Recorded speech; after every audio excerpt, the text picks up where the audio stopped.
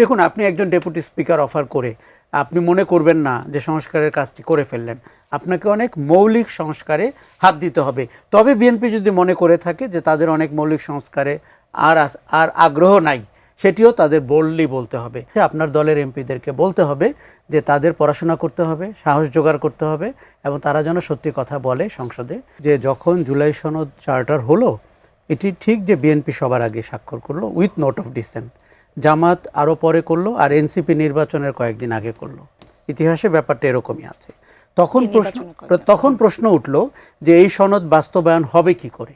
তখনই যেহেতু 90-এ আমাদের একটি অভিজ্ঞতা আছে, কেউ কথা রাখে না, অতএব আমরা তার পরিবর্তন চাইলাম। তখন হলো যে একটি গণভোটে যাওয়া যাক। এটি কিন্তু আইন বিশেষজ্ঞরা ওই ঐক্যমত্য কমিশনকে বলল 3টি অপশনের একটি হচ্ছে গণভোটে যাওয়া, যেটি তাদের মনে হয়েছে সবচেয়ে শক্তিশালী অপশন।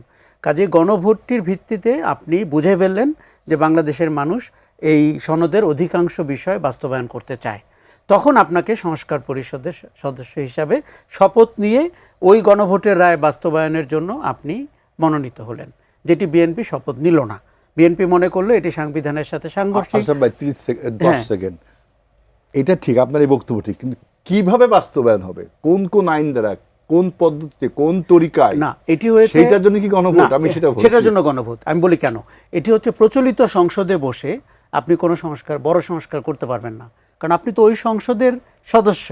অতএব আপনাকে সংস্কার পরিষদের সদস্য হতে হবে সংসদের সংস্কার করতে হলে। যেমন আপনি সংসদে উচ্চকক্ষ নিম্নকক্ষ করতে চান, সেটি করতে হলে এটি মৌলিক সংস্কার, ওটি আপনাকে করতে হবে আরেকটি সংস্কার পরিষদ বলি বা যে নামেই ডাকি না কেন তার সদস্য হিসেবে। গণভোটটাই তো আরেকটা দরকার হবে পরে। না, গণভোট আপনাকে বলে দিয়েছে সেটি করতে। আচ্ছা, সালাউদ্দিন আহমেদ ওই দিন যেটি বলেছেন প্রথম দিন আপনাদের শপথের দিন, যে আমরা এটিকে সংবিধানে সংযুক্ত করে তারপরে শপথটি নিতে চাই। আমি তার কথায় আস্থা রাখতে চাই। আপনি যে প্রশ্নটি করেছেন, বিএনপির কাছ থেকে আমি দেখতে চাই যে তারা ভিন্ন কোনো অভিনব সৃজনশীল পথ আমাদের দেখাতে পারে কিনা, যে তারা রাষ্ট্রের সংস্কার করবে, সংসদের সংস্কার করবে, জুলাই সনদ বাস্তবায়ন করবে। যদি তারা না করে তাহলে কিন্তু ইতিহাসে তারা দায়বদ্ধ থাকবে যে যেই পাটাতনের উপরে দাঁড়িয়ে তারা নির্বাচিত হয়েছে এবং যেই আশা আকাঙ্ক্ষার ভিত্তিতে হাসিনা পালিয়ে গেছে এবং গণতান্ত্রিক পথে বাংলাদেশ এগিয়েছে, সেই সংস্কারের পথে বিএনপি হাঁটছে না। দেখুন, আপনি একজন ডেপুটি স্পিকার অফার করে আপনি মনে করবেন না যে সংস্কারের কাজটি করে ফেললেন। আপনাকে অনেক মৌলিক সংস্কারে হাত দিতে হবে। তবে বিএনপি যদি মনে করে থাকে যে তাদের অনেক মৌলিক সংস্কারে আর আগ্রহ নাই, সেটিও তাদের বোল্ডলি বলতে হবে। আমি শুধু আপনাকে একটা জিনিস বলি, আমাদের একটা ভজঘট সিচুয়েশন হয়েছে। এই রাষ্ট্রপতি, এই 8ই অগাস্টের শপথ এবং আজকের ভাষণ সব মিলিয়ে আমরা এটি নিয়ে যত তর্ক করব তত নিজেদের ভেতরের দুর্বলতা বেরিয়ে আসবে। এটি রাজনৈতিক ঐক্যমত্যের বিষয়। এটি এক টেবিলে বসে জামাত ইসলামী, বিএনপি, এনসিপিদের বসে ঠিক করতে হবে। দেখুন, মানুষ এই সার্কাস, এই ড্রামা, এই রাজনৈতিক বিতর্ক আর দেখতে চাচ্ছে না। তারা মনে করেছে যে আওয়ামী লীগ বিদায় নিয়েছে, আমরা এখন ফ্যাসিবাদ মুক্ত বাংলাদেশে, এরা নিজেরা ঠিক করে ফেলুক আমাদেরকে সংস্কারটি তারা কি করে করবে। কাজে মানুষের প্রত্যাশা কিন্তু এই তর্ক বিতর্ক না। হ্যাঁ, তর্ক বিতর্ক হবে, পার্লামেন্টে হবে, আপনি যুক্তিতর্ক দিবেন, এটিও রেকর্ডেড থাকবে আপনি কি বলেছিলেন, ওনারা নির্বাচিত হওয়ার আগে কি বলেছেন, নির্বাচিত হওয়ার পরে কি বলেছেন। কোনো পার্থক্য থাকলে মানুষ সেটি দেখতে পাবে। কিন্তু আপনাদেরকে সলিউশনের প্রেক্ষাপট নিয়ে হাজির হতে হবে। মৌলিক সংস্কার, 2 কক্ষ বিশিষ্ট পার্লামেন্ট হবে কি না, আপনি সাংবিধানিক প্রতিষ্ঠানগুলোর প্রার্থীদেরকে কিভাবে মনোনীত করবেন, আপনি প্রধানমন্ত্রী রাষ্ট্রপতির ক্ষমতার ভারসাম্য কী করে করবেন, আপনি এই যে আমরা বারবার বলি দুর্নীতিমুক্ত শাসন করতে হবে, কি করে করবেন। দেখুন, আমি মুখের কথায় বললাম রেটরিক্সের মতো যে দুর্নীতিমুক্ত শাসন দিব, এই কথাতে বাচ্চা ছেলেমেয়েরাও হাসবে যদি না আপনি একটি প্রক্রিয়ার কথা বলতে পারেন যে এই প্রক্রিয়াতে এগুলে। যেমন দুর্নীতি দমন কমিশন, আপনি জানেন যে এখন চেয়ারম্যানও নাই, কমিশনাররাও নাই। এখন বিএনপি তাদের দলের লোককে দিবে নাকি তারা যোগ্য লোককে দিবে, নাকি দলের লোকই যোগ্য হয়ে উঠবে, এগুলো আমরা দেখার বিষয় রয়েছে।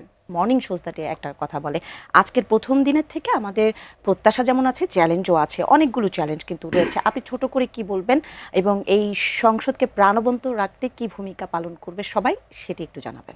দেখুন, প্রধান চ্যালেঞ্জ হচ্ছে যে আপনার গত 18 মাসে যে অর্ডিন্যান্সগুলো জারি করা হয়েছে, যেখানে জুলাইয়ের অনেক আশা আকাঙ্ক্ষার প্রতিফলন আছে সেগুলোকে আপনি কি করে অনুমোদন দিবেন কিংবা খারিজ করবেন। এটি নিয়ে যথেষ্ট বিতর্ক হবে, আলোচনা হবে, কিন্তু আমরা এটিকে একটি সুরাহা দেখতে চাই। দ্বিতীয় চ্যালেঞ্জ হচ্ছে যে সংসদটি আপনার আজকে 5টি কমিটি হয়েছে, বাকি কমিটিগুলো করা হবে এবং সেখানে যেন বিরোধী দলের ব্যক্তিবর্গকে সভাপতি করা হয়, তাহলে আপনি মন্ত্রণালয়ের উপরে নজর রাখতে পারবেন। তৃতীয় চ্যালেঞ্জ হচ্ছে যে ডেপুটি স্পিকার আপনাকে বিরোধী দলকে দিতে হবে। আপনি সাংবিধানিক সংস্কার পরিষদের শপথ নেন কি না নেন, এটি শিষ্টাচার, কেননা সংসদটি যেন কার্যকর থাকে। চতুর্থ চ্যালেঞ্জ হচ্ছে আপনার দলের এমপিদেরকে বলতে হবে যে তাদের পড়াশোনা করতে হবে, সাহস জোগাড় করতে হবে এবং তারা যেন সত্যি কথা বলে সংসদে, কোনো ভয় ভীতির ঊর্ধ্বে থেকে।